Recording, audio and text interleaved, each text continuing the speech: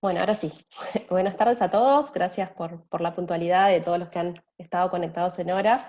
Desde el Centro Tecnológico del Agua damos comienzo a este seminario en formato webinar de Mejillón Dorado, Investigación y Desarrollo para el Manejo y Control Ambiental en Uruguay.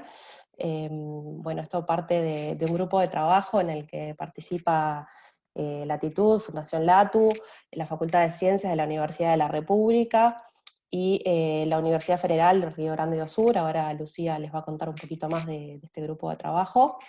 Y bueno, tenemos un par de presentaciones para que todos escuchen. La idea es que realicen las presentaciones y al final abrimos un espacio para cualquier consulta, duda o aporte que quieran realizar, tanto presencial como a nivel de chat. Van a estar todos con los micrófonos silenciados, así que si en algún momento alguien quiere intervenir, habilitan sus micrófonos para hacerlo. Así que bueno, Lucía Bocardi, te doy la palabra. Bueno, muchas gracias, Cecilia. Ernesto, no sé si podés compartir la primera diapo. Buenas tardes a todos, gracias por participar. Ahora un poco le queremos contar cómo surgió el vínculo entre estas 5 instituciones participantes. Esto nació gracias al acercamiento a Latitud por parte del doctor Alexander Macedo, del Centro de Biotecnología de la Universidad Federal de Río Grande do Sul, quien se mostró interesado en sumar capacidades y en las investigaciones aplicadas que desarrolla Fundación LATU, enfocadas a las necesidades de la industria. Y fue aquí donde nos contactamos con la Universidad de la República, por sus años de experiencia en el Mejillón Dorado, y con LATU por las capacidades analíticas. Luego, nosotros llamamos consorcio, pero este grupo de instituciones, nos acercamos al Centro Tecnológico del Agua, con el fin de dar a conocer la temática del Limnoperna fortunei y posibles alternativas para mitigar la problemática. Y aprovechamos en esta oportunidad para agradecer al CT Agua la oportunidad de realizar la difusión y organizar el seminario. A continuación tendremos 2 presentaciones, una a cargo del doctor Ernesto Brugnoli. Ernesto tiene un doctorado en Ciencias Biológicas de la Universidad de la República. Una de las áreas de investigación, principales áreas de investigación de Ernesto son las especies exóticas invasoras, y cuenta con amplia experiencia en estudios del mejillón. Lleva alrededor de 19, 20 años trabajando con este mitílido, con Limnoperna fortunei. Y el título de su presentación es Mejillón Dorado en Uruguay, distribución e investigación para el control y monitoreo. A continuación tendremos la presentación de Micael Luis Morales.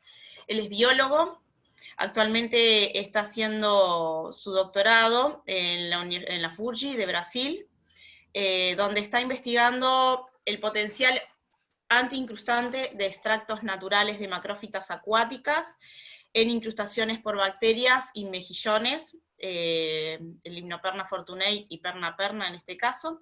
Está realizando experimentos en laboratorio y en campo. El título de su presentación es Control y potenciales soluciones a problemas de la bioincrustación. Ernesto, me silencio y podés comenzar si querés.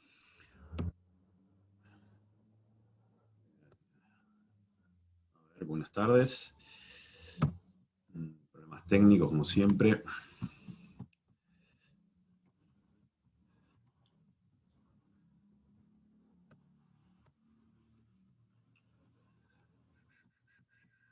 Disculpen.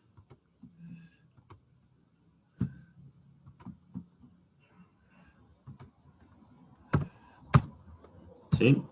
Bien. Buenas tardes. Gracias, Lucía, y gracias al Centro Tecnológico del Agua por organizar esta reunión de divulgación de resultados y de investigaciones, como así también a los colegas de Brasil por presentar sus trabajos aquí en conjunto que vienen desarrollando de un lado y del otro de la frontera. Específicamente nosotros vamos a hablar sobre distribución y algunos trabajos que hay sobre control y monitoreo del mejillón dorado. Particularmente nos vamos a centrar en un trabajo reciente de un proyecto de investigación y 2 tesis que están a punto de ser defendidas por Leandro Capurro, como también por Ana Laura Machado, relacionados con el mejillón dorado. ¿Quién es el mejillón dorado? Bueno, la especie de Limnoperna fortunei es un molusco bivalvo de la familia Mytilide. Originalmente su provincia biogeográfica corresponde a la ubicada en los ríos del sudeste asiático, y arribó a la cuenca del Plata por allá en la década de los 90, aparentemente por medio de las aguas del Astre. Su tamaño aproximado entre 30 y 35 milímetros, en Uruguay el máximo es de 45 milímetros, mientras que en su región de origen llega hasta 60 o 65 milímetros. Tiene una fecundación sexual y externa, donde hay un desarrollo indirecto de estadios larvales de vida libre, y donde el ciclo reproductivo está asociado a la temperatura. A temperaturas mayores a 17, 18 grados Celsius, inicia el ciclo reproductivo, y estas larvas tienen un estadio de vida libre, principalmente en la columna de agua, formando lo que son las comunidades pelágicas, integrando el zooplancton.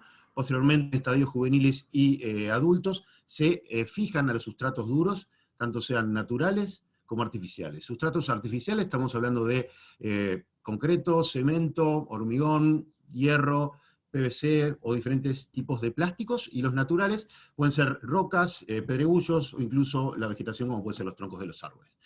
Algunas características importantes también a destacar: como todos los mejillones, presentan un comportamiento gregario. Lamentablemente no es comestible por parte del hombre, porque si no podría ser una interesante estrategia para controlarlo. Presenta la ausencia de competidores por el sustrato. En la Cuenca del Plata es el único mejillón epifaunal, o sea que se adhiere a sustratos duros. Tiene una gran capacidad adaptativa y actualmente presenta una amplia distribución geográfica, tanto para América del Sur como para Uruguay. Hasta ahora no hay problema con una especie ampliamente distribuida, donde en América del Sur ingresó por la zona del Río de la Plata en la década del 90, y posteriormente tuvo un rápido ascenso los diferentes sistemas hídricos de la Cuenca del Plata, llegando incluso hasta lo que es el río Tieté, y recientemente se reportó 1.500 kilómetros al norte del límite de la Cuenca del Plata, en la cuenca del río San Francisco. Adicionalmente, en Uruguay existen diferentes sitios a destacar con respecto a su distribución. Por ejemplo, en 1994 se reportó por primera vez en la costa del Río de la Plata, y posteriormente Uruguay, estando detenida su invasión en la zona de Salto Grande hasta el 2002, y a partir del 2002 se reportaron diferentes ampliaciones en el rango de distribución, encontrándose actualmente en la cuenca media y alta del Río Negro, en la cuenca alta del río Uruguay, hasta la cuenca media del río Santa Lucía, en la cuenca de la Laguna Merina, especialmente en los ríos Cebollatí, e incluso también en lo que es una invasión puntual en la Laguna del Sauce. Es una especie con amplia distribución. Mejillón dorado, ¿qué problema genera? Bueno, el mejillón dorado ha generado problemas a nivel ambiental, afectando lo que es la biodiversidad, modificando las tramas tróficas, e incluso generando problemas a determinados servicios ecosistémicos que brindan los recursos hídricos, y específicamente debido al macrofouling que ocasiona esta especie. Esta especie es capaz de adherirse a todos estos sustratos duros y puede colonizar lo que son los sistemas de refrigeración, puede colonizar, estas son algunas tapas de vertederos, puede colonizar las estructuras de diferentes embarcaciones, y puede llegar a dañar tuberías, sensores hidráulicos y sistemas de conducción hidráulico, generándole a las empresas afectadas gastos y daños que tienen que ser remediados y deberían ser controlados a partir de programas de mitigación y de control. De esta manera, debido a esos efectos que ocasiona Limnoperna fortunei, es determinada o designada como especie invasora en las diferentes listas nacionales en los países del Mercosur, de Uruguay, de Argentina y de Brasil.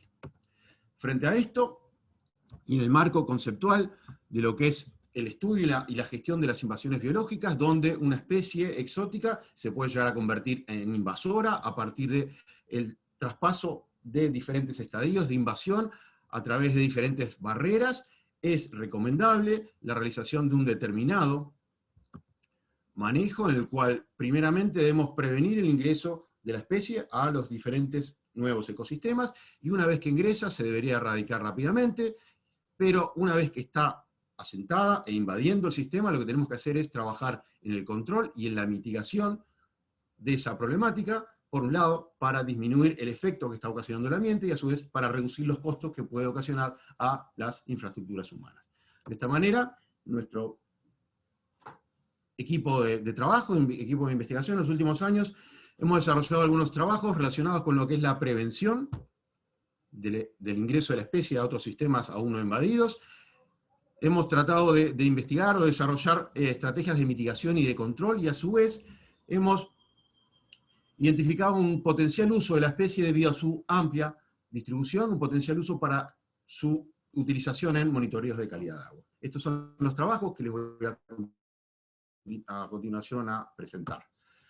Con respecto a lo que es la prevención y el monitoreo, una tesis que está en este momento en el tribunal, en el cual su título fue Detección de larvas del Hymenopterna fortunei mediante el ADN ambiental. ¿Qué es el ADN ambiental? Es el estudio del ADN que puede hallarse en matrices ambientales, tales como el suelo, las heces, el agua o el aire. El ADN de por sí puede hallarse como ADN libre en organelos, en células, en tejidos de organismos de pequeño tamaño, en la matriz a estudiar, y el uso que se le da al ADN ambiental es variado, y en el caso particular nuestro, se le utilizó para detectar de forma temprana la presencia de especies invasoras. Generalmente los análisis de ADN ambiental son menos costosos en tiempo y dinero que los métodos tradicionales, y en este caso los métodos tradicionales estamos hablando de monitoreos clásicos de calidad de agua, específicamente con el zooplancton, mediante arrastres con redes para colectar el zooplancton. Específicamente, la tesis tuvo como objetivo desarrollar y poner a punto una técnica basada en ADN ambiental que permita detectar larvas del Hymenopterna fortunei en muestras de agua. De esta manera, mediante PCR en tiempo final, se testeó lo que es la especificidad en varias especies acuáticas y exóticas de moluscos de ambientes límnicos y marinos, así como en zonas no invadidas por Hymenopterna fortunei. A su vez se determinó la sensibilidad de la técnica en número de larvas detectadas, lográndose detectar hasta media larva, que corresponden a 60 picogramos de ADN genómico, y adicionalmente se realizaron modelos estadísticos para determinar el número de réplicas adecuadas para reducir el tiempo y costo sin perder lo que es su resolución. En sí, para destacar algunos de los resultados en las muestras ambientales, mediante filtrado de agua, en los sitios donde era de esperar que existiera ADN ambiental de Hymenopterna fortunei, es así que se encontró y se verificó, por ejemplo, en muestras del Río Negro, y donde no era de esperar la presencia de ADN ambiental o ADN del Hymenopterna fortunei, no fue detectado, como lo es Cabo Polonio, como lo es Bahía Montevideo, debido a la salinidad que impide la presencia del Hymenopterna, como así también en la cuenca alta de Santa Lucía, lugar donde aún no se ha detectado la especie. Además, se logró detectar a Hymenopterna fortunei en sitios en donde los métodos tradicionales no pudieron hacerlo. De esta manera, por ejemplo, en muestras de agua de la central hidroeléctrica Constitución, durante el invierno se detectó esa media larva, entonces ahí se ha demostrado lo que es la alta sensibilidad, y aquí se muestra una de las correas donde la flecha roja indica lo que es la banda de interés, lo que es el marcador de peso molecular, los controles negativos, positivos y las diferentes diluciones. De esta manera, las perspectivas de este estudio es continuar optimizando la metodología para lograr mayor sensibilidad y reducir los tiempos invertidos, implementando técnicas tales como el PCR en tiempo real, PCR digital y secuenciación masiva, utilizar abordajes transdisciplinarios que permitan que actores locales se unan al monitoreo y control de la especie, generar modelos estadísticos a nivel regional para determinar la probabilidad de que el Hymenopterna fortunei invada nuevas áreas, y además promover el uso de técnicas de ADN ambiental como herramienta de monitoreo, no solamente para el Hymenopterna fortunei, sino también para otras especies. El segundo trabajo que les voy a presentar está relacionado con un proyecto de investigación que se desarrolló entre el 2017 y 2020, en conjunto con UTE, la empresa de electricidad de nuestro país, y la Comisión Sectorial de Investigación Científica, un cofinanciamiento mediante el programa de vinculación Universidad-Sociedad de Producción. El proyecto fue el Hymenopterna fortunei de empresas y embalses del Río Negro, grado de invasión y aplicación de métodos de control mecánico. En este caso estamos hablando de una investigación vinculada con la mitigación y el control poblacional de la especie. Tuvo originalmente 3 componentes, donde el primer componente se determinó lo que es el grado de invasión, tanto en sistemas de refrigeración como en cámaras espirales de las 3 centrales hidroeléctricas. A su vez, se determinó la distribución espacial en los embalses, considerando cabecera y cola de los 3 embalses, y se planteaba lo que eran alternativas de control, específicamente mecánicos, específicamente el uso de filtros autolimpiantes. Específicamente, les voy a presentar lo que fueron los resultados de los ciclos larvales en sistemas de refrigeración en 3 centrales hidroeléctricas. Para eso se realizó un monitoreo de agua en sistemas de refrigeración de Baigorria, Bonete, Baigorria, Terra y Constitución. La colecta fue realizada por medio de los funcionarios previamente capacitados y periódicamente cada 15 o 30 días, dependiendo el mes al cual se colectaba la muestra, se les capacitó para que colectaran en los 3 sistemas de refrigeración en 3 puntos específicos 5 litros de agua para analizar los parámetros físico-químicos de pH, conductividad, sólidos suspendidos totales, materia orgánica y porcentaje de materia orgánica. A su vez, que colectaran 100 litros de agua tamizados en un tamiz de 100 micras para determinar lo que son las abundancias larvales de Limnoperla fortunei que existían en los sistemas de refrigeración. Esas muestras fueron colectadas, ya les digo, quincenal o mensualmente, y fueron enviadas por los funcionarios de UTE hacia Montevideo. En Montevideo las recogíamos en 3 cruces y las llevamos al laboratorio para sus correspondientes análisis, y posteriormente nos fueron facilitadas por parte de UTE lo que son las temperaturas de agua al el ingreso de los sistemas de refrigeración, para tener una idea de otra variable de suma relevancia como es la temperatura del agua. De esta manera, los resultados a destacar de estos trabajos: tenemos por un lado lo que son los promedios de larvas y la temperatura. Tenemos que la presencia de un umbral de 18 grados Celsius, donde a partir de los 18 grados Celsius se disparan las larvas, se empiezan a incrementar las larvas en los sistemas de refrigeración, mostrando los máximos durante octubre y noviembre, y los mínimos durante mayo y agosto, donde los meses de menores temperaturas, donde Constitución mostró las máximas abundancias promedio, y donde Baigorria y Terra presentaron las mínimas abundancias promedio.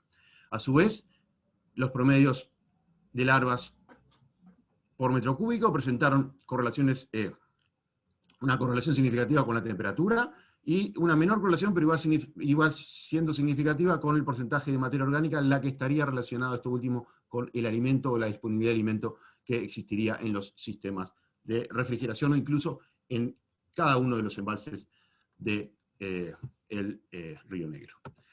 Considerando las diferentes variables, no solamente la temperatura y el porcentaje de materia orgánica, realizamos lo que fue un análisis de componentes principales, el cual nos reflejó la presencia de 2 ejes que explicaron el 62% de la varianza, donde el primer eje explicó el 40%, el eje 1, mientras que el eje 2 explicó el 22%. Al eje 1 estaba mayormente asociado con lo que es la temperatura, promedio de larvas y el porcentaje de materia orgánica, y donde se ubicaron los meses de mayor temperatura del agua, como fue primavera y verano. Por otro lado, el eje 2 estaban asociadas otras variables ambientales, como la conductividad del pH y los sólidos disueltos totales, y donde se ubicaron mayormente los meses con menor temperatura y con menores abundancias larvales. De esta manera se estableció que el ciclo larval en los 3 centrales hidroeléctricas del Río Negro, donde se identifica claramente máximos larvales en primavera y en verano, y mínimos larvales en otoño y en invierno. A su vez, se identifica la presencia de un umbral de temperatura de 18 grados Celsius, y relacionado con ese incremento de larvas, hay un incremento a su vez del porcentaje de materia orgánica en los meses donde la temperatura del agua era mayor. A esto, originalmente, se le presentó a UTE una posibilidad de el uso de medidas de mitigación, como son la implementación de filtros autolimpiantes, donde la operación máxima debería realizarse durante meses en los cuales la temperatura del agua debería ser mayor a 18 grados Celsius. Esta implementación no sería finalmente concretada, y lo que se planteaba eran filtros de este estilo, los cuales son autolimpiantes, tienen usos múltiples, por ejemplo, usos para riego, para energía o para potabilización. Las mallas entre discos dejan pasar una luz de entre 20 130 o 200 micras. Nosotros pensamos que con una luz de 50 micras sería necesario para evitar el pasaje de estas larvas. Las larvas tienen un tamaño aproximado, de esas larvas que estaban viendo en las diapos anteriores, de 100 micras hasta 200 micras, entonces utilizando un tamaño de luz de 50 micras sería de utilidad ese filtro, y existen antecedentes en la región donde los mismos han sido utilizados en otras centrales hidroeléctricas, generando una interesante reducción de las larvas del Hymenoptera fortunei entre un 2 y un 30%. Finalmente, y en referencia a lo que son estudios relacionados con el uso, estoy a tiempo, no puedo creer, y el monitoreo, la tesis de Ana Laura Machado, dirigida por Pablo Muniz y codirigida por quien les habla, la cual la va a defender este próximo miércoles, la cual estudió lo que son los isótopos estables en el mejillón dorado como herramienta para el monitoreo de calidad de agua. ¿Qué son los isótopos estables? Son formas diferentes de un mismo elemento químico, pero con diferente cantidad de neutrones, lo que hace diferencia en su masa atómica. Tienen diferente utilidad los isótopos estables, específicamente en esta tesis se focalizó a lo que es el uso para determinar los impactos antrópicos, tanto de las señales isotópicas de carbono o de nitrógeno. Específicamente, la señal isotópica de nitrógeno es interesante para detectar lo que son las fuentes de nitrógeno. Por ejemplo, el nitrógeno disuelto en aguas residuales está enriquecido en nitrógeno 15, entre 10 y 20, mientras que los fertilizantes sintéticos tienen una señal entre menos 3 y 3%. Por otro lado, los valores de la señal isotópica de carbono están relacionados a los procesos de eutrofización, debido a que un aumento en la producción primaria conduce a una reducción en la discriminación de carbono 3 en la fotosíntesis, por lo tanto, generaría un incremento de la señal isotópica de carbono. A su vez, los isótopos estables en macroinvertebrados filtradores, como es el caso particular del Hymenoptera fortunei, serían una interesante señal a determinar, ya que el Hymenoptera fortunei tiene un tipo de alimentación, es filtrador, el Hymenoptera fortunei está fijo a los sustratos, tiene una vida larga, y tiene una posición trófica cercana a la base de la cadena alimentaria, integrando en sus tejidos lo que es las características del ambiente en que habitan y con un espacio histórico interesante. En ese marco, el objetivo de la tesis fue realizar una primera aproximación para la determinación de la calidad de agua en los principales cursos de agua de 4 cuencas hidrográficas de Uruguay, mediante el uso de isótopos estables del molusco invasor Hymenoptera fortunei.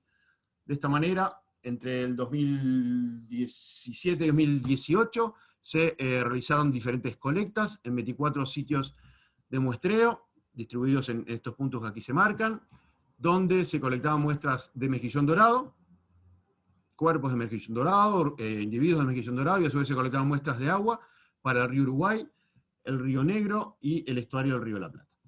A su vez, en los cuerpos blandos del mejillón dorado se determinaron los análisis de isótopos estables, de carbono y de nitrógeno en tejidos blandos, y paralelamente las muestras de agua se determinaron los que son los nutrientes, tanto totales como inorgánicos disueltos, nitrógeno total, fósforo total, nitrato, nitrito, amonio y ortofosfato, y a su vez, con las concentraciones de fósforo total, se determinaron lo que son los índices de estado trófico, y posteriormente se realizaban modelos de correlación entre las señales isotópicas y las concentraciones de nutrientes y el índice de estado trófico.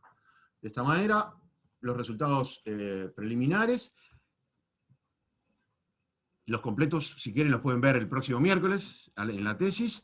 Existe una interesante variabilidad de las señales de nitrógeno 15, de menos 5 a 20, y de carbono de menos 34 a lo que es 20, donde el río Uruguay tiene un amplio rango en la señal isotópica de carbono, mientras que el río Santa Lucía, son estas de aquí, tiene un amplio rango en la señal isotópica de nitrógeno, y las muestras correspondientes al río Negro revelaron un enriquecimiento en la señal isotópica de carbono. Por otro lado, se encontró una correlación significativa en la señal isotópica de carbono en Hymenoptera fortunei y las condiciones de algunos nutrientes, y a su vez una correlación positiva y significativa entre el índice de estado trófico, considerando el fósforo total, en los ríos, y lo que es la señal isotópica de nitrógeno 15. De esta manera, el índice de estado trófico, lo que nos estaría reflejando es el estado nutricional del cuerpo de agua y su condición de enriquecimiento de fósforo total en el sistema. Es una determinación instantánea. Sin embargo, este factor parecería estar influenciando en la señal isotópica en los tejidos de Limnoperna fortunei. Como perspectivas de este trabajo, la incorporación de análisis de las firmas isotópicas de productores y consumidores primarios como herramienta al monitoreo de los cuerpos de agua ofrecería enfoques complementarios para la evaluación de los efectos a largo plazo del impacto antrópico sobre las cuencas hidrográficas de Uruguay. Llegué a tiempo, no pensé que me iba a dar. Muchas gracias a las instituciones que han permitido estos estudios, PDCIVA, Facultad de Ciencias, CSIC, ANI, UTE, por supuesto, a los colegas y estudiantes Leandro Capurro y Ana Lagado por sus trabajos de tesis, y de existir preguntas específicamente en ese tema, creo que están en el público y son ellos los que le van a contestar, y por supuesto al CTABO y los organizadores por permitir divulgar estos trabajos que se vienen desarrollando desde la Universidad de la República. Muchas gracias.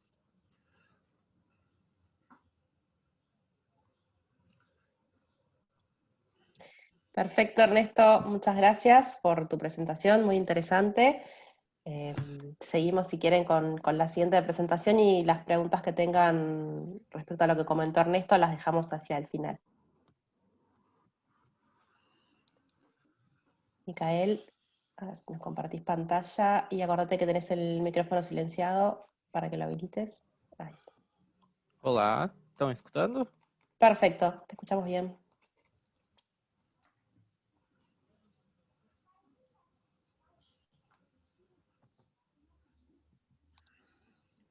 Estão visualizando? Ahora sí, vemos tu presentación. Então tá. Então eu vou começar a apresentar sobre o controle e potenciais soluções para o problema da bioincrustação. Então, o que eu vou apresentar? Eu vou apresentar um breve resumo sobre o que a gente vem desenvolvendo tanto na Universidade Federal do Rio Grande e tanto na Universidade Federal do Rio Grande do Sul, no Brasil. Então, como controlar a bioincrustação do mexilhão? De acordo com a Agostini e colaboradores 2018, a bioincrustação ela é dividida em diversas etapas. Tendo, então, a etapa inicial, que seria a adesão bacteriana ao substrato. E posterior, então, a essa adesão, ocorre a produção de um biofilme bacteriano. E, de acordo com esses autores, então, esse biofilme bacteriano, ele pode favorecer o assentamento de outros organismos macroscópicos, como os mexilhões, cirripédios, hidrozoários, dentre outros. Então, investigar e propor alternativas anti-incrustantes para inibir essa adesão bacteriana pode ser uma alternativa mais eficiente e menos custosa do que outras alternativas, uma vez então que tu vai inibir a etapa inicial e, consequentemente, então, inibir as outras etapas da bioincrustação. Vinculado a essa perspectiva também, tem um trabalho que foi submetido à revista Inotec esse ano, em agosto de 2020. Foi produzido por mim, onde então é discutido o potencial controle biológico, físico e químico de mexilhões invasores. Então, nesse artigo, a gente discute uma parte dele, qual seria a melhor alternativa para conseguir acabar com essa bioincrustação por mexilhões. Então, a gente discute que os mexilhões, eles, no seu ciclo de vida, ele tem a fase adulta e a fase juvenil, que estão no sistema bentônico, onde então eles estão assentados ao substrato, e também tem no seu ciclo o sistema planctônico, então onde as larvas elas ficam livres na coluna da água. Então, quando essa larva, após ocorrer a fecundação dos gametas e o desenvolvimento larval, no último estágio larval, a larva, então, se adere, se assenta ao substrato e se torna na sua fase juvenil. E com isso, então, ela fica aderida ao substrato. Então, uma alternativa que iniba essa adesão dessa larva pode facilitar a não incrustação desses substratos, uma vez que o organismo, na sua fase juvenil ou adulta já incrustado, ele pode, é preciso, então, fazer uma remoção desses organismos do substrato para posterior aplicação. Então, inibir inicialmente a etapa anterior ao assentamento desses organismos pode ser mais eficiente e menos custoso para utilizar, então, essa alternativa. Então, nesse artigo, ele discute o controle biológico, físico e químico, vinculado ao que seria menos custoso. Então, é discutido para o controle biológico que a maioria dos trabalhos, eles utilizam a predação desses mexilhões, ou seja, então, eles introduzem algumas espécies para predar esses mexilhões como controle biológico. Entretanto, essa alternativa tem que ter muito cuidado, né, porque tu vai acabar introduzindo outras espécies no ambiente. Já para o controle físico, então, é apresentado diversos controles. Os principais foram que demonstraram eficácia foi a utilização de luzes ultravioleta. Essas luzes, então, elas, para a aplicação dessa metodologia, precisa de diversos equipamentos, e esses equipamentos, eles são muitas vezes muito caros. Então, essa metodologia acaba tendo um alto custo. E já para o controle químico, então, a maioria dos trabalhos, eles destacam a utilização de substâncias químicas, que por sua vez, então, para a manutenção dessas substâncias químicas no ambiente aquático, elas são de alto custo também, e além disso, essas substâncias químicas, elas podem tanto apresentar toxicidade para organismos-alvo, como os mexilhões, quanto para organismos não-alvo, que vivem, então, ao entorno dos mexilhões. Então, ela pode prejudicar o meio ambiente. Com isso, então, essas alternativas também não são eficazes. E uma alternativa, então, encontrada dentro do controle químico é a utilização de substâncias naturais, que, então, através de substâncias naturais oriundas de organismos, pode ser uma alternativa menos custosa, eficaz e ecologicamente segura ao meio ambiente. E nos trabalhos, então, é relatado que essas substâncias naturais, elas conseguem ser mais eficazes do que substâncias altamente químicas e tóxicas.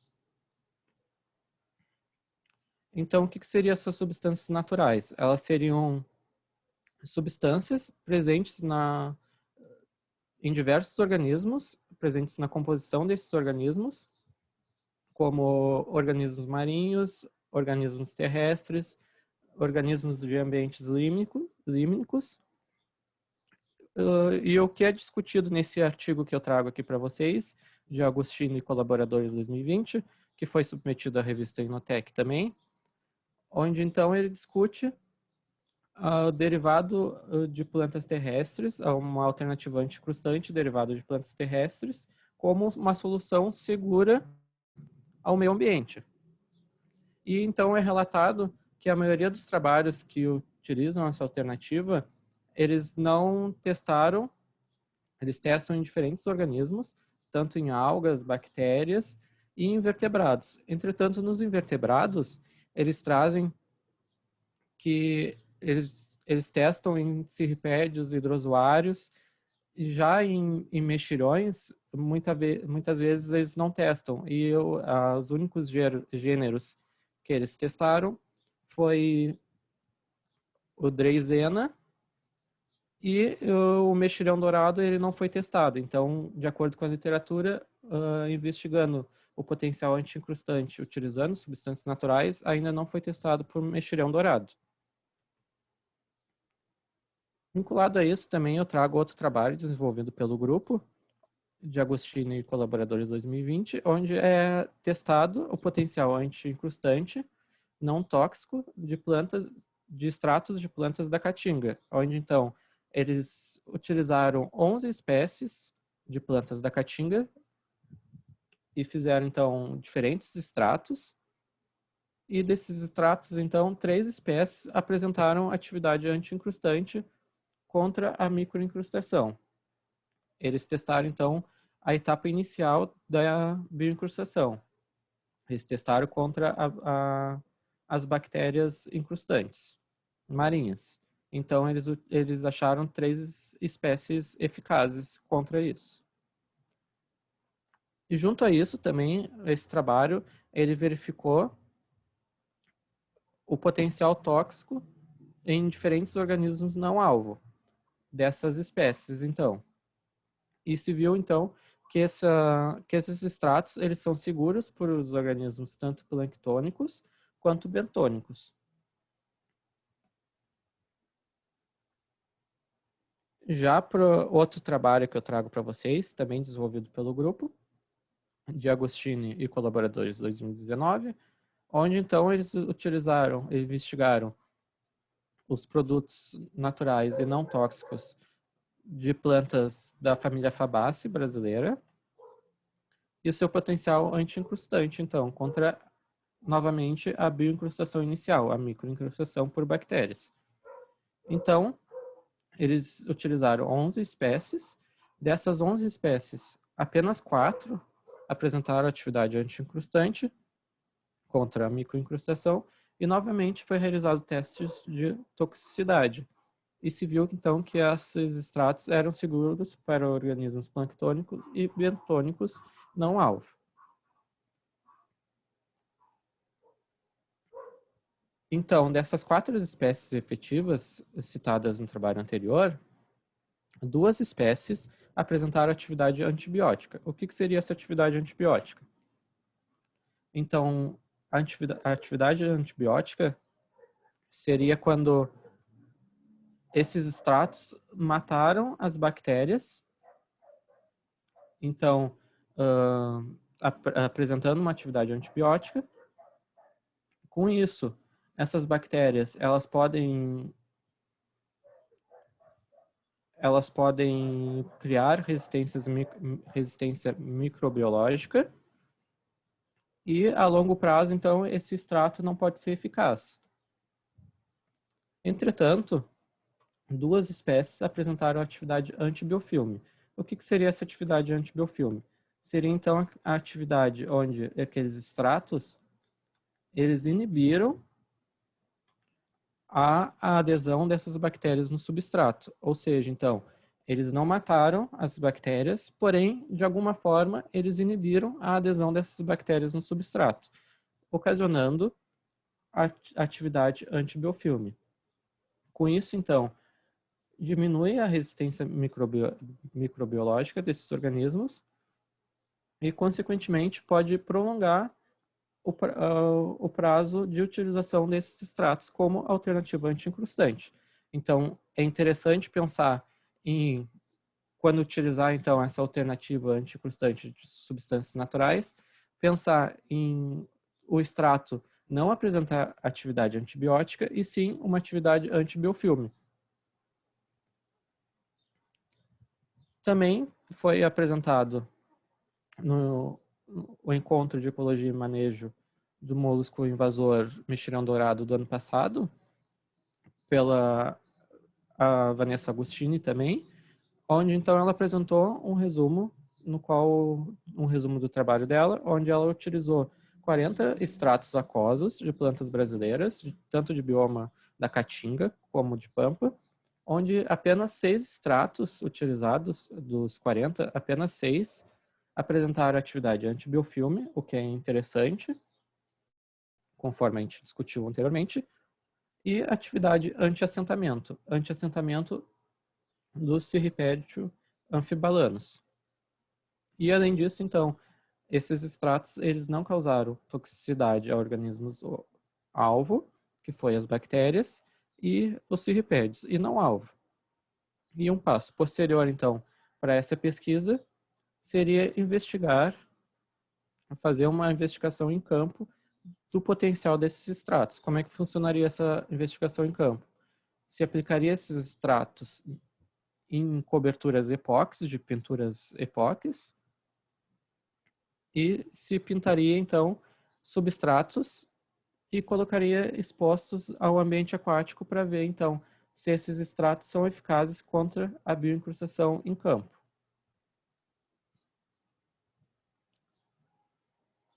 Vinculado a isso, também se pensou que os extratos apresentados até agora, eles foram oriundos de plantas da caatinga ou do bioma pampa, e em sua grande maioria é de difícil acesso para conseguir esses extratos. Então, para conseguir um material em grande quantidade para produção de grande escala dessa alternativa anti-incrustante, se tem uma barreira, onde então é de difícil obtenção em grande quantidade, ocasionando uma barreira para a produção em grande escala desses materiais. Com isso, então, o que dificultaria a alternativa anti-incrustante. Então, com isso, se pensou em utilizar investigar espécies de fácil cultivo, o que facilitaria a obtenção em grande quantidade para a produção em grande escala. Então, o que pensou? Se pensou em utilizar plantas, ou como é chamado também, macrófitas aquáticas, como a gente pode ver aqui na primeira figura da esquerda para a direita, Nymphoides indica, na segunda é do gênero Cabomba, na terceira, Salvinia auriculata, e na quarta, Eichhornia craspis, que então seria investigar o potencial dessas macrófitas aquáticas, o potencial anti-incrustante dessas macrófitas aquáticas, que então é parte o meu projeto de tese, que então está vinculado ao programa de oceanologia da Universidade Federal do Rio Grande, da FURG, e da Universidade Federal do Rio Grande do Sul, da URGS. E, além disso, esse projeto de tese tem outras colaborações também. Então, vou explicar um pouquinho para vocês o que seria isso. Então, o projeto ele tem como objetivo investigar o potencial anti-incrustante de macrófitas aquáticas, diversas espécies de macrófitas aquáticas. Essas macrófitas aquáticas, então, esses extratos, eles vão ser separados de acordo com o órgão vegetal da planta, separando em folha, cauda e flor, para ver, então, qual órgão vegetal poderia apresentar maior eficácia contra a incrustação. Visto que na literatura já é bastante discutido que esses compostos, as substâncias naturais, elas variam de acordo com o órgão vegetal da planta. Então, se investigaria esse potencial anti-incrustante em larvas planctônicas, tanto do mexilhão marrom perna-perna, quanto do mexilhão dourado Limnoperna fortunei. E, além disso, também em bactérias planctônicas formadoras de biofilme, tanto de ambientes límnicos quanto de ambientes marinhos também. E assim, então, se investigaria esse potencial anti-incrustante junto com avaliações ecotoxicológicas, tanto nos organismos-alvo, quanto em organismos não-alvo, amplamente utilizados em ensaios ecotoxicológicos na literatura, como a Daphnia magna e a Cartia tonsa. Então, posterior a essas avaliações, após, então, um resultado satisfatório dessas avaliações, os extratos que apresentaram esse potencial anti-incrustante e inibiram a incrustação tanto para os mexilhões quanto para as bactérias e obtiveram uma toxicidade baixa, vão ser utilizados, então, para verificar esse potencial anti-incrustante em campo, vinculado ao que eu comentei anteriormente. Então, esses extratos vão ser misturados à cobertura epóxi para pintar superfícies e expor essas superfícies no ambiente, tanto límnico quanto marinho, para ver essa potencial atividade anti-incrustante. E é isso.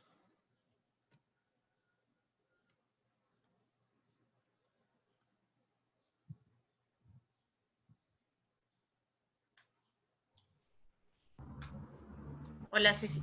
Bien, perfecto. Micael, muchas gracias por tu presentación. Y muy interesante. Espero que não tenha sido muito rápido e que vocês tenham entendido. No, se entendió, creo que se entendió. Bueno, no sé, abrimos el espacio para preguntas. No sé si alguien del grupo de trabajo quiere agregar algo más. Y si no, dejamos a todos los que estén conectados, si quieren consultar, pueden habilitar sus micrófonos y hacer la pregunta.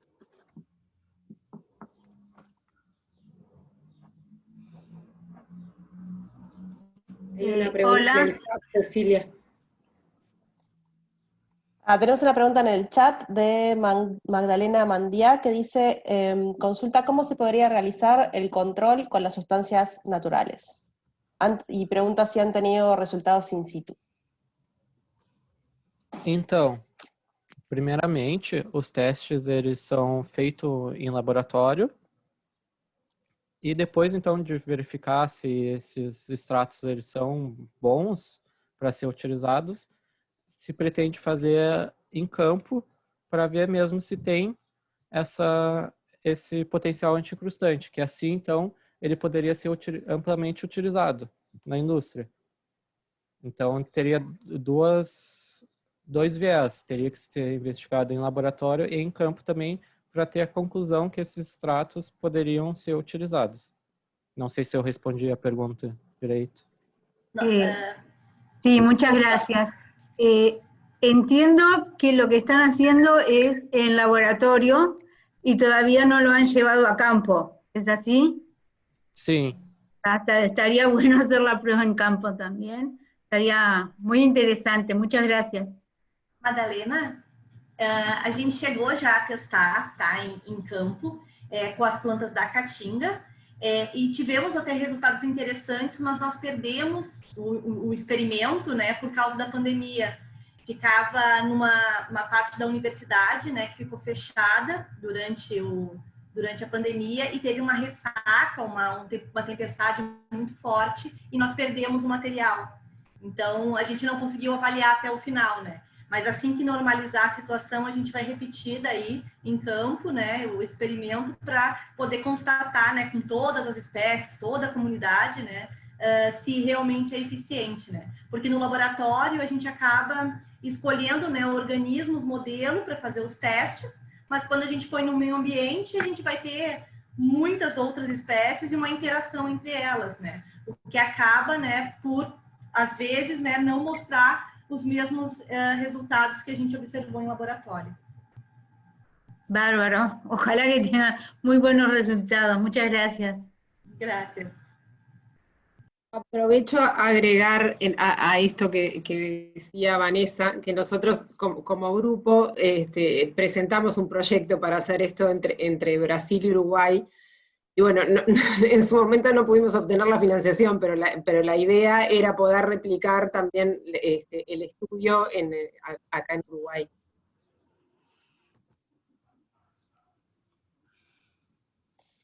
Bien, tenemos una consulta de Leonidas Carrasco, que pregunta si tienen alguna idea de cuánto mejillón debe extraer UTE anualmente.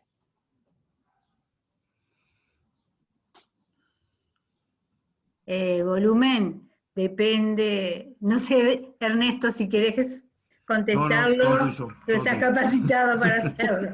No, todo tuyo. Depende de los años. Puedo decir que hace unos cuantos años atrás, cuando empezamos con toda esta temática, eran volúmenes muy, muy importantes, y ahora en los últimos 3 años ha disminuido la cantidad de incrustación de manera bastante significativa. Depende de la central y depende incluso de la época del año y de cada cuánto se hace el mantenimiento, porque nosotros sacamos las incrustaciones del sistema de refrigeración o de la zona sumergida, y ese tipo de mantenimiento se hace normalmente cada 18 meses, no son datos que sean estrictamente anuales, ni que sean exacta cada 18 meses se hace tal unidad, tal máquina generadora o no, sino que se va manejando. Y dos cosas. Uno con respecto a lo que mencionaba Fabiana en su momento, el proyecto, uno de los testeos incluía lo que era trabajar en conjunto con el proyecto que estaba financiando UTE, aprovechar ese proyecto, pedir las autorizaciones correspondientes a UTE y bueno, empezar a ensayar esas pinturas. Finalmente, al no ser financiado, bueno, no pudimos darle continuidad a eso. Y con respecto a los volúmenes, las abundancias en los 3 embalses es bastante diferente. La afectación del limnoperna en los 3 embalses es bastante diferente, al igual que en las 3 centrales hidroeléctricas. A priori, la mayormente afectada, por los datos, especialmente por las abundancias en las cámaras espirales, era lo que era la represa de Palmar, la central hidroeléctrica de Constitución, perdón. Pero cuando nos vamos a los embalses es bastante contrastante la cantidad de abundancia por metro cuadrado en una y en otra. Y lo interesante, que es el segundo componente que no se presentó acá, que una de las variables que podría estar relacionando, regulando esas abundancias del mejillón dorado, era la cota del embalse. Tuvimos acceso a muestras durante una bajante similar a la que tenemos ahora, en un periodo de la Niña, y quizás esos periodos de sequía dejaran expuesto por una buena cantidad de días, y a veces semanas, a interesantes abundancias de Limnoperna fortunei que morirían, y eso posiblemente podría llegar a afectar la abundancia de Limnoperna. Entonces, lo que son el manejo de los embalses en la cota o los caudales quizás puede ser, a nuestro entender, una variable a futuro de seguir trabajando y explorando. Yeah. Esto iba a preguntar, ¿se disminuyó en los últimos años por algo ambiental, ecológico, o fue porque están haciendo acciones que lo hacen disminuir? ¿O sería una cosa más ecológica mismo que está pasando con el mejillón? Bueno, no tenemos la respuesta exacta. Formalmente no hay ningún manejo diferente por parte de la empresa en cuanto al mejillón. Suponemos que tiene algo que ver con la reproducción, que podrá tener algo que ver con la depredación que pueda tener por parte de especies nativas. Hay un trabajo, Ernesto, ¿no sabés? Sobre que especies nativas de peces estarían consumiendo este mejillón, no sabemos cuánto ni cómo. Es muy incipiente lo que está pasando, pero el hecho es que está disminuyendo, o que llegó a un tope, empezó una decaída y ahora estamos en una meseta. Son muy poco tiempo como para tener, digamos, datos fuertes, robustos. Sí. Ok, gracias. Yo tengo algo para contar ahí. Con respecto a las abundancias, los estudios que hicimos en conjunto con UTE nos dio una foto, porque hicimos una visita en verano de la cabecera y la cola de los embalses, pero no hay continuidad en el tiempo para decir, bueno, bajó de tal año a tal año, es menor que el año siguiente. Tenemos por lo menos los primeros registros de abundancia en los embalses. Lo que sí hay datos es de las abundancias larvales, pero no tenemos el asentamiento. Entonces es un puzzle que aún hay que irlo armando para entender el sistema. Y con respecto a los peces, está Ivana, no sé si quiere, estaba por ahí, está el nombre, no sé si querrá participar.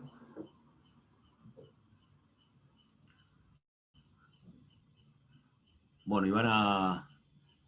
Ivana Silva es una colega de Facultad de Ciencias que ha trabajado con mejillón dorado y estaba analizando sí, el consumo por parte de especies nativas, si reducían o no reducían las abundancias a partir de estudios de cajas con exclusión de depredadores. No sé si Ivana quería aportar algo, que la veo ahí en el panel, y si no...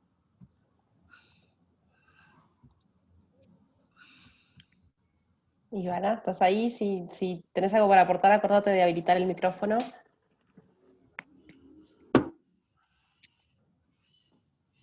Bueno. ¿Tenemos alguna otra pregunta en el chat? Carlos Lemole pregunta, ¿cómo extraen las sustancias de los vegetales?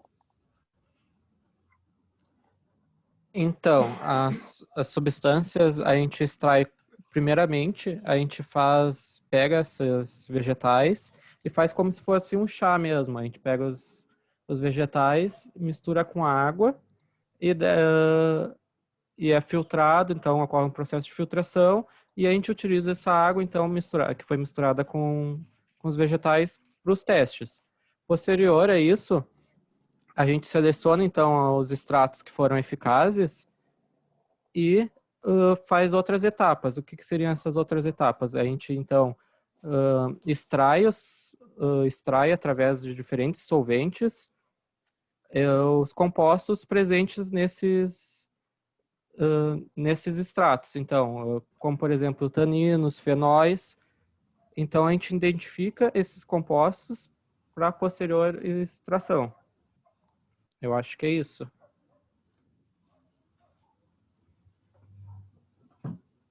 Sí, básicamente esto. Sí, un estrato acuoso, cuando sale actividad, y de ahí cerramos con otros solventes orgánicos, como hexano, acetato etila, diclorometano, y si se testa otra vez para intentar entender qué tipo de moléculas se puede estar teniendo la actividad biológica, por decirlo. Y ahí entonces se va disminuyendo la cantidad de moléculas ahí en este extracto, y con eso típicamente se aumenta la actividad, y después el próximo paso sería conocer la molécula, a saber quiénes están ahí dentro, ¿no?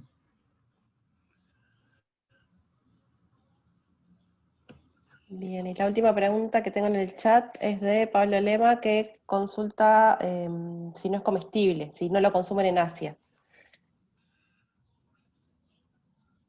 El chiste de siempre es ni los chinos se lo comen, no. Realmente no hay reportes. Ni siquiera el uso de la cáscara, que podría ser en otros moluscos para complemento de cemento o uso para construcción, por ejemplo. En este caso, a mi entender, no sería viable porque es muy fina, se deshace rápidamente. Quizás como alimento para ganado o cerdo, pero eso hay que testearlo y no tengo mayor conocimiento, pero lo que sí sé que los humanos, nosotros, no las consumimos. Cecilia, perdón, quedó un comentario de Antonio Guimaraes compartiendo datos, resultados de ensayos del 2019 en Itaipú Binacional. Dice que hubo una retención del 90% de las larvas con filtros autolimpiantes. Lo leo porque si no sé si todo el mundo está leyendo el chat. Es un dato perfecto. importante. Sí, me quedó eso fuera. No sé, Antonio, si querés comentar algo más de esa información.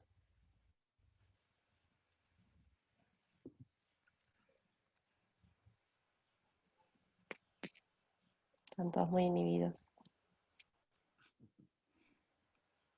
Es la hora. Hola, ¿se me escucha? Sí, se escucha perfecto, Antonio. Es un ensayo, bueno, buenas tardes a todos, interesantísimo la temática. Esto es un ensayo que hicimos con filtros automáticos autolimpiantes en el sistema de refrigeración de Itaipú, en la turbina 11 de las 20 turbinas. Los biólogos eran brasileros, el jefe de mantenimiento era paraguayo, ustedes saben que es una hidroeléctrica binacional, y juntaron mucha información. la retención de larvas fue del 90%, en promedio de todos los años, de todos los meses del año 2019. Hay que entender que Paraguay, la zona donde está la hidroeléctrica es una zona bien distinta a la nuestra, ¿no? Y las temperaturas son otras, la ecología es otra, pero sí nos quedó en el debe. Suponemos que el 10% de las larvas que pasaron eran larvas menores a 5 micrones, porque esa fue la malla que usamos, y que no eran viables para adherirse a las tuberías del sistema de refrigeración. Respecto al costo, no del ensayo, el costo de un sistema para todo Itaipú, de los sistemas de refrigeración y protección de turbina, sellos de turbina, equivalía a algo así como a 1 minuto de una turbina parada alguna vez. La afectación en Itaipú es alta, ha ido incrementándose la predominancia del mejillón dorado, y bueno, esto es un dato que quedó colgado, que después dio, por suerte, origen a otros proyectos que estamos en evaluación de algas y mejillón dorado, reciente proyecto en Ciudad del Este, filtrando en 2 etapas, 100 micrones y 5 micrones, pero ahí lo que interesa, además de la larva del mejillón, que entorpece la potabilizadora, es algas que complican el tratamiento, básicamente cianobacterias y cilindropermosis. Lo mismo pasa en todas las potabilizadoras con las que tengo contacto, fuertemente en Florianópolis, por ejemplo. Es eso, son filtros mecánicos que se pagan con 1 minuto del parado de una turbina. Cualquier comentario, con mucho gusto puedo ampliar más. Gracias. Gracias, Antonio, por el aporte. Pablo Lema comenta que ellos están en la Laguna del Sauce y que han tenido muestras de pejerreyes con restos de mejillón en el estómago. Sí, mejillón dorado es integrante de la dieta actual de más de 20 especies autóctonas en la cuenca del Plata. Ha cambiado la dieta considerablemente de peces. Y hay un grupo de trabajo importante en Uruguay, la Universidad de la República, que trabaja en esa área específicamente.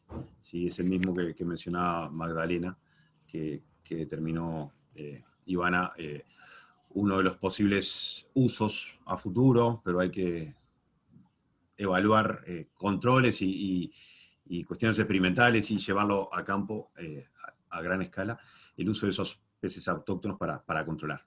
Aún hay mucho para trabajar en el área esa, pero hay Iván González y su grupo que está ahora actualmente, Iván está en uno de los centros regionales, y en Paysandú, y bueno, hay colegas también del CUBRE trabajando en el tema.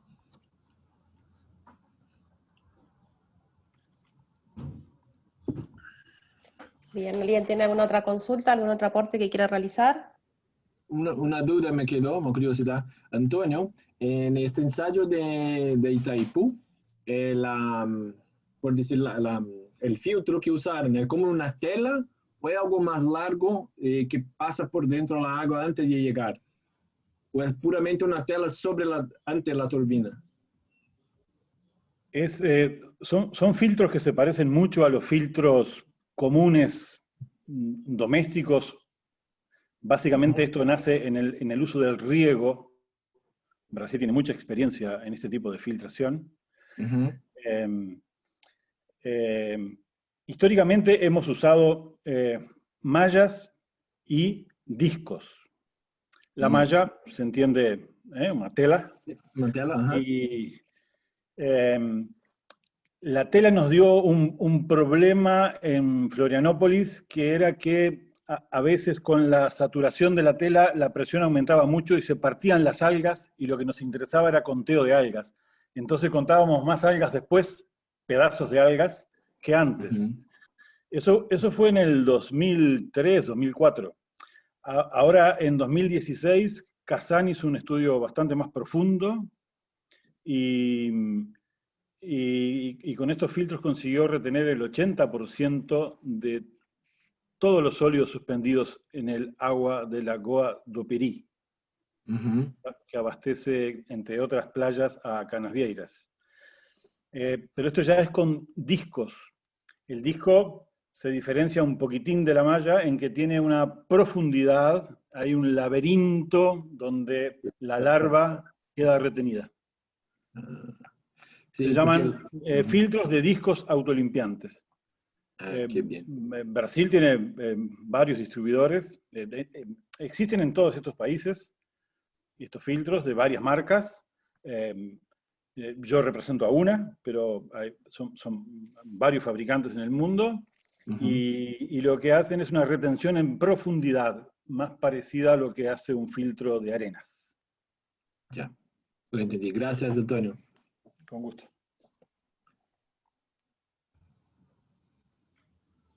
Bien, ¿alguien más quiere consultar algo o aportar algo? Yo creo, Cecilia, que las preguntas van a ir surgiendo, porque por lo menos en mi caso yo me quedo pensando, ¿no? Bien. Entonces, en nombre del grupo les queremos agradecer a los participantes, al Centro Tecnológico del Agua nuevamente, y quedamos a disposición por cualquier consulta que surja, algún interés particular, puntual. El centro ahora, Cecilia les va a comentar que les va a estar haciendo llegar las presentaciones, ¿no?